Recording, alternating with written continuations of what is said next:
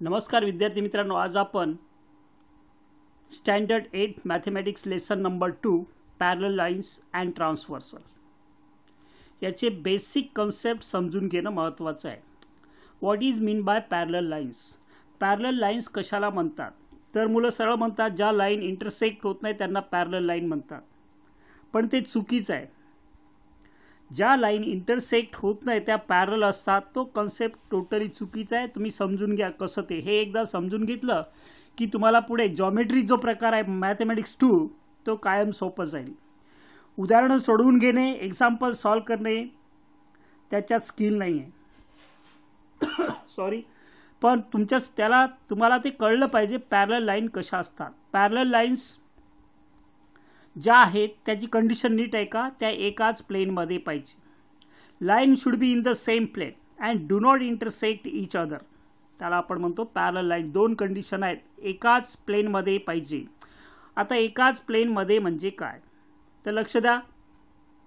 आपण घरातील समजा तुम्ही कल्पना करा, घरात दोन समोरासमोरच्या किंवा बाजूच्या दोन भिंती आहेत, त्याच्यावर कशाही लाईन काढल्या, दोन वेगवेगळ्या अशा तिरप्या आणि एक आडवी, त्या छेदणारा त्या इंटरसेक्ट होतील एकमेकींना? नाही, इंटरसेक्ट होत नाही आणि पॅरलल पण नाही. तशी कंडिशन येऊ शकते. लक्ष द्या कसं ते एक समजण्याचा मी समजावून देण्याचा प्रयत्न केला. एक फिगर ड्रॉ केली आहे, basic concept of parallel lines. त्यासाठी ही एक फिगर बघा. यामध्ये तुम्हाला दिसत असेल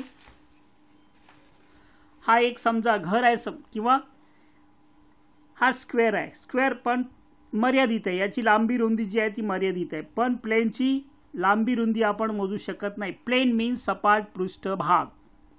तुम्हाला पॅरलल लाईनमध्ये तो वर्ड आला आहे, lies in the same plane. समजा हा वरचा एक प्लेन आहे ABCD, याच्यामध्ये मी लाईन L ड्रॉ केली आणि दुसरा हा एक प्लेन आहे किंवा इकडचा घेतला, याच्यावर एक अशी लाईन ड्रॉ केली. त्या कितीही वाढवल्या तरी एकमेकींना इंटरसेक्ट होत नाही आणि पॅरलल पण नाही. का? कारण त्या डिफरंट प्लेनमध्ये, याचा प्लेन वेगळा आहे, याचा वेगळा आहे. जर एकाच प्लेनमध्ये असेल आणि डू नॉट इंटरसेक्ट असेल तरच आपण त्याला पॅरलल लाईन म्हणणार आहे. कळलं? Parallel lines line lies in the same plane and do not intersect. दोन कंडिशन आहे, एकाच प्लेनमध्ये पाहिजे. मी इथे एक काढली अशी लाईन आणि ती किती वाढवली, दोन एकमेकांना इंटरसेक्ट होणार नाही. पण ही तिरपी एवढीच काढली, पण ती पुढे लाईन वाढत जाते. लाईनची लेंथ आपण मोजू शकत नाही. We cannot count the length, we cannot measure the length of line. Arrow आहे म्हणजे ती इन्फायनाईट गेला इकडे अनंतापर्यंत, त्याची लेंथ आपण लाईनची मोजू शकत नाही. पुस्तकात त्यासाठी त्याला दोन्ही साईडला ॲरो दाखवतात. लाईनची आपण लांबी मोजू शकत नाही. कळलं? तर जर एकाच प्लेनमध्ये असेल, एकाच पृष्ठभागावर असेल थोडक्यात, आणि इंटरसेक्ट होत नसेल तर त्या लाईन्स पॅरलल असतात. Is it clear now? नंतर पॅरलल लाईन्स अँड ट्रान्सव्हर्सल्स. आता पॅरलल लाईन ज्या आहेत त्या एकमेकींपासून सेम डिस्टन्सवर असतात. डिस्टन्स तुम्ही त्याचं कुठेही मोजलं तर ते सेम डिस्टन्सवर असतात पॅरलल लाईन्स, आणि इंटरसेक्ट होत नाही, एकाच प्लेनमध्ये असतात. यानंतरचा कन्सेप्ट आहे त्याच्यामध्ये तुम्हाला लक्षात घ्यायचं आहे, ट्रान्सव्हर्सल म्हणजे काय. जर एखादी लाईन, यामध्ये मी ही अशी एक लाईन काढली, ही दुसरी काढली, या दोन्ही लाईनला जर एखादी रेषा इंटरसेक्ट होत असेल तर ती ट्रान्सव्हर्सल असते.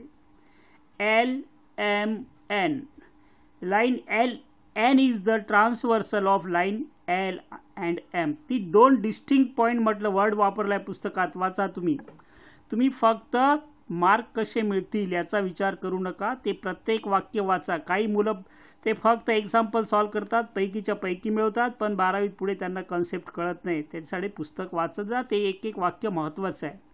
तर वेगवेगळ्या पॉईंटमध्ये इंटरसेक्ट होत असेल तर ती लाईन ट्रान्सव्हर्सल असते. ही ट्रान्सव्हर्सल आहे, दोन्ही लाईनमधून ट्रान्सव्हर्सल म्हणजे पास होते अशी, त्याला आपण ट्रान्सव्हर्सल म्हणतो. Line N is the transversal of line L and M. दोन किंवा दोनपेक्षा अधिक असू शकतात, 2 or more than 2. कळलं ट्रान्सव्हर्सल? आता पुढे याच्यात एक महत्त्वाचा कन्सेप्ट आहे, तो नीट लक्षात घ्या. ते जर कळलं तुम्हाला तर पुढे खूप सोपं होत जाईल. काही कन्सेप्ट यामध्ये आकृत्यांवरून ते लक्षात घ्यायचं आहे. तर इथे मी तुम्हाला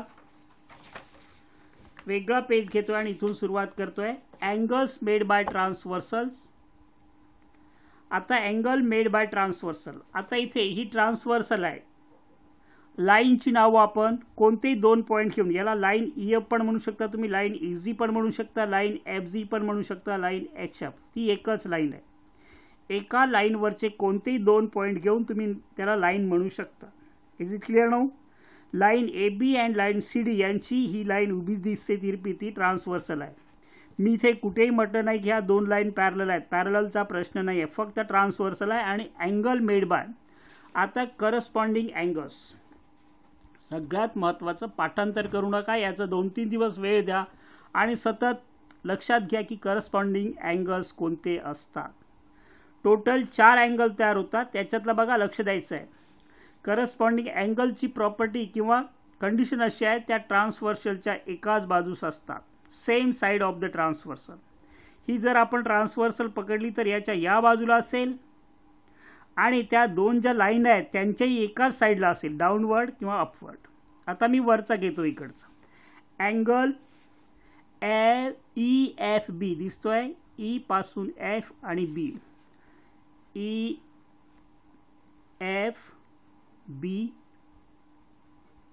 अँड मध्ये वर्ड लिहायचंच आहे. हा वरच्या बाजूस आहे, ट्रान्सव्हर्सलच्या राईट साईडला आहे. ह्या साईडच्या पण वरच्या बाजूस ट्रान्सव्हर्सलच्या इकडेच, कोणत्या राईट साईडला, FGD किंवा DGF कसंही म्हणू शकता. अँगलची नावं 3 प्रकारे वाचू शकतो आपण. हा FGD, DFG आणि फक्त एकच अक्षर इथे दिलं असेल तर सिंगल लेटर. ओके, म्हणजेच FGD. कळलं हे? आता याच साईड आणखी एक असेल दुसरा अँगल. कोणता? साईडच्या याच साईडला पण डाऊनवर्ड, BFG दिसतोय. BFG angle BFG. दुसऱ्या लाईनच्या खालच्या बाजूस DGH अँगल DGH. हे 2 झाले. त्यानंतर तिसरा अँगल बघा. आता आपण ह्या साईडचे लिहिले, कोणत्या? राईट साईडचे. लेफ्ट साईडला पण 2 अँगल असेल, EFA किंवा AFE. Angle AFE and angle वरच्या बाजूस, याचं वरच्या बाजूस CGF.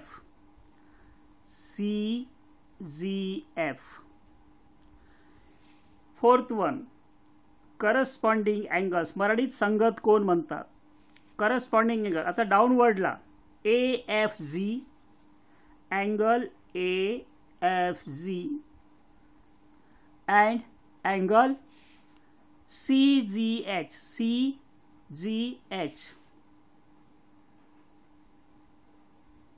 हे झाले करस्पॉन्डिंग अँगल्स. यानंतर यामध्ये आहे तुम्हाला 2 प्रकारचे अँगल यामध्ये दिलेले आहेत, 2-3 प्रकारचे. Interior angles. करस्पॉन्डिंग समजलं का? लक्षात घ्या. हा इकडचा एक, हा दुसरा, इकडचा तिसरा, हा चौथा, हा 5वा. हा जोड्या आहेत, पेअरमध्ये असतात. Pairs of corresponding angles. हे जोडी जोडीनेच येतात. FEB चा करस्पॉन्डिंग अँगल आहे FGD. हा इथून एवढा. याचे 2 साईड असतात, त्यापैकी एक साईड जी आहे त्यांची एका लाईनवर असते आणि दोन्ही एकाच डायरेक्शनला असतात एक ट्रान्सव्हर्सलच्या. कन्फ्यूज होऊ नका, हे नीट बघा फिगरमध्ये. फिगर बघून पाठ करू नका, समजून घ्या की करस्पॉन्डिंग अँगल ट्रान्सव्हर्सलच्या एकाच साईडला असतात आणि त्या 2 ज्या इतर 2 लाईन त्यांच्या पण एकाच डायरेक्शनला, वरच्या बाजूस किंवा खालच्या बाजूस सेकंड साईड असते त्यांची. ओके. नंतर आहे इंटिरियर अँगल्स. दुसरा प्रकार आहे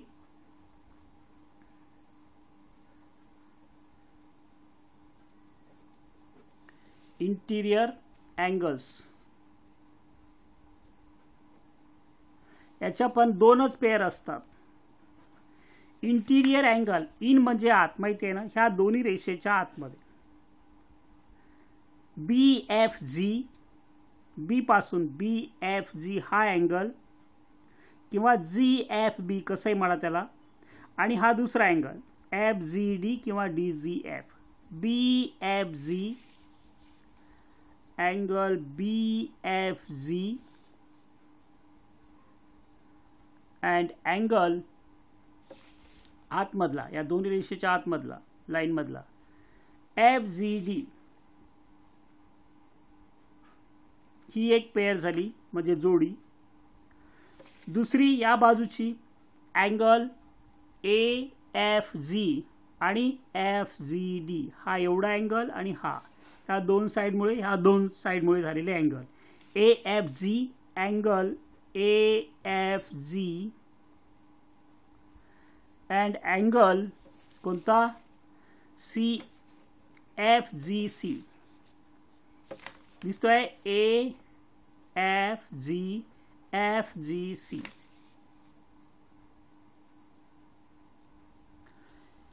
यानंतर आणखी एक तिसऱ्या प्रकारचा आहे इंटिरियर अल्टरनेट अँगल्स. तिसरा प्रकार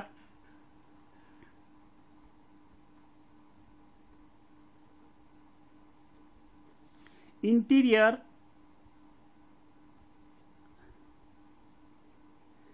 अल्टरनेट अँगल्स. अल्टरनेट तुम्हाला माहिती आहे उलट सुलट. अल्टरनेट उलट सुलट लक्षात आहे ना. तर याचे दोन पेअर असतात. इंटिरियर म्हणजे आतमधल्या बाजूला म्हणून त्याला, आणि एक्सटिरियर असे दोन वर्ड आले आहेत लक्षात घ्या. Interior angle alternate angles. Alternate म्हणजे एक इकडचा आणि एक इकडचा ट्रान्सव्हर्सलचा, पण कसं आतमध्ये AFG आणि FGD असं झेड अक्षर तयार करतात. AFG FGD इथून असं झेड अक्षर कसं तयार होतो तो अल्टरनेट अँगल असतात. Angle AFG angle FGD angle AFG and angle, परत बघा फिगरकडे, AFG FGD FGD. पाठ करू नका, आकृतीमध्ये नीट समजून घ्या. दुसरी पेअर, आता आपण असं वाचलं झेड अक्षर, आता उलट झेड म्हणजेच BFG angle BFG angle FGC angle BFG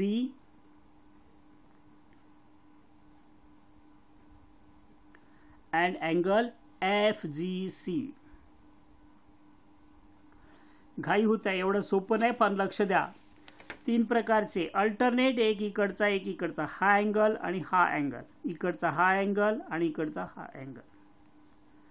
यानंतर एक्सटिरियर अल्टरनेट अँगल पण आहे. तिसरा प्रकार आहे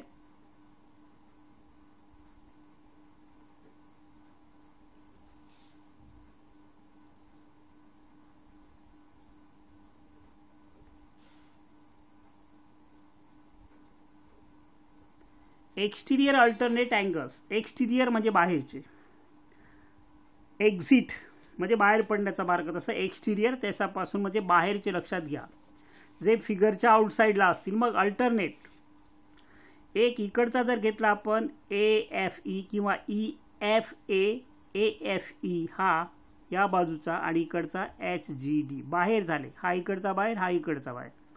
AFE अँगल दिसतोय AFE अँड अँगल, परत बघा फिगरकडे, AFE बाहेर हा इकडचा उलटा बाहेर, HGD किंवा DGH अँगल DGH ही एक पेअर आहे. आणि तशी दुसरी एक या बाजूची, परत बघा आपण हा आणि हा अँगल घेतला तर इकडचा आणि इकडचा, EFB किंवा EFB CGH HGC कसंही वाचू शकता असा, EFB CGH EFB angle EFB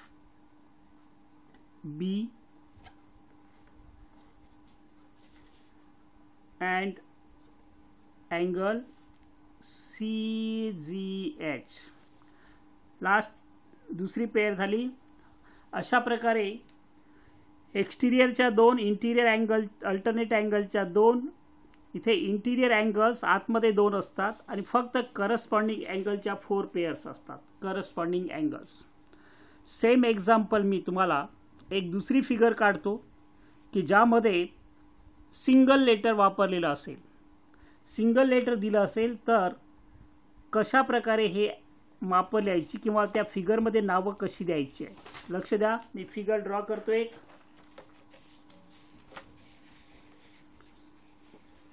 same figure काढतो पण इथे नावं बदलतो मी जरा. लक्ष द्या, ही एक लाईन आहे. पट्टीचा वापर करत नाही मी आता.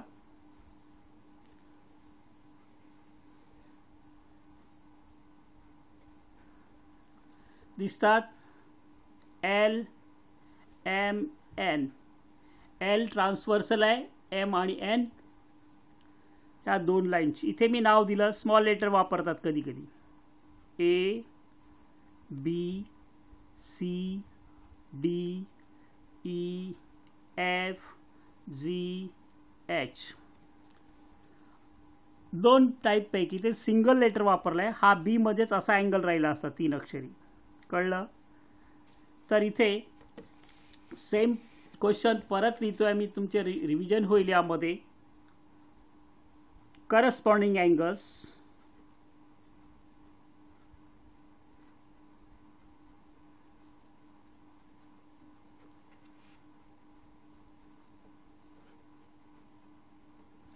Corresponding angles. आता लक्ष द्यायचं आहे, तुम्हाला सांगितलं आहे 4 पेअर असतात. त्यातली पहिली घेऊ आपण.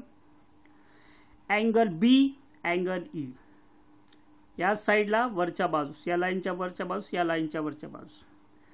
Angle B and angle E. एक झालं. दुसरं त्याच्या पुढे लिहितो मी खालच्या बाजूचं angle C, angle F.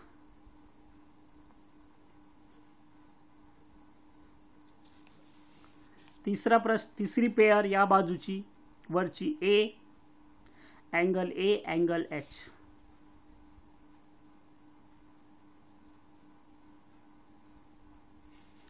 Last pair चौथी या साईडला डाऊनवर्ड म्हणजे या बाजूस, दोन्ही लाईनच्या खालच्या बाजूस डी अँड एच.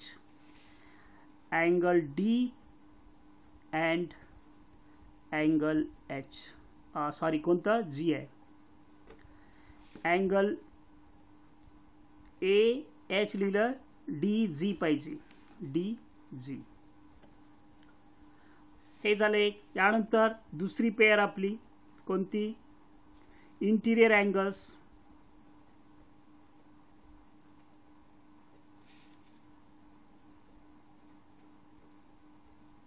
शब्द इन लक्षात घ्यायचं. इन म्हणजे आतमध्ये. मग याच्या आतमध्ये, या दोन्ही लाईनच्या आतमध्ये आणि एकाच बाजूस अँगल सी, अँगल ई. दिसतोय? थोडं खाली घेऊ का?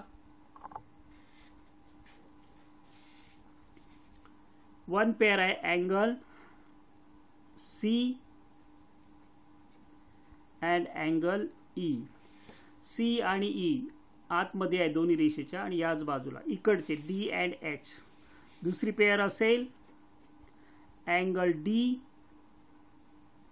And angle H. Interior angles दोन्ही लाईनच्या मध्ये. तिसरी पेअर आहे आपली इंटिरियर अल्टरनेट अँगल्स. आतमध्येच पण कसे? अल्टरनेट.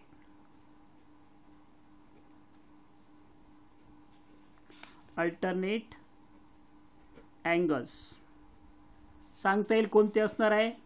आतमध्ये पण अल्टरनेट. एक इकडचा वरचा, एक खालचा. D angle D, angle E, angle C, angle H.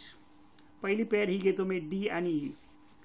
One angle D and angle E. दुसरी पेअर असेल angle C and angle H. C इकडचा, एच या बाजूचा, खालच्या बाजूस. अल्टरनेट झेड अक्षर तयार करतात. आता एक्सटिरियर हा प्रकार बघा.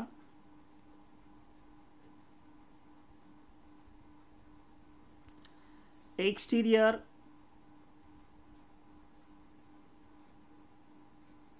अल्टरनेट म्हणजे उलट सुलट, एक लेफ्ट साईडचा एक राईट साईडचा, एक वरचा एक खालचा, तसं त्याप्रमाणे इथे याच्या पण दोन पेअर आहेत. आता एक्सटिरियर म्हणजे बाहेरचा, समजा आपण इकडचा बाहेरचा ए घेतला तर इकडचा बाहेरचा एफ असेल. Angle A and angle F, angle A and angle F. दुसरी पेअर आहे यामध्ये इकडचा अँगल बी अँगल जी.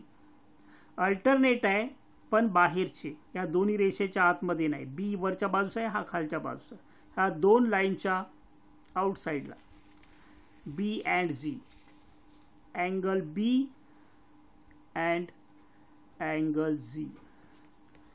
हे जोपर्यंत कळत नाही तुम्हाला पुढे शिकणं कठीण जाणार आहे. हे नीट समजून घ्या कोणते अँगल आहेत, कारण यावर पुढे प्रॉपर्टीज आहेत.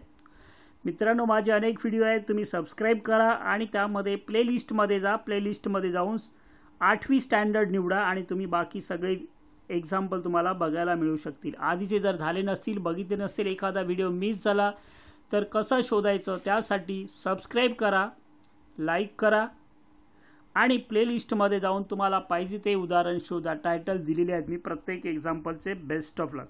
बाहेर जाऊ नका, स्टे ॲट होम, कारण कोरोनाची साथ आहे बाहेर. Best of luck.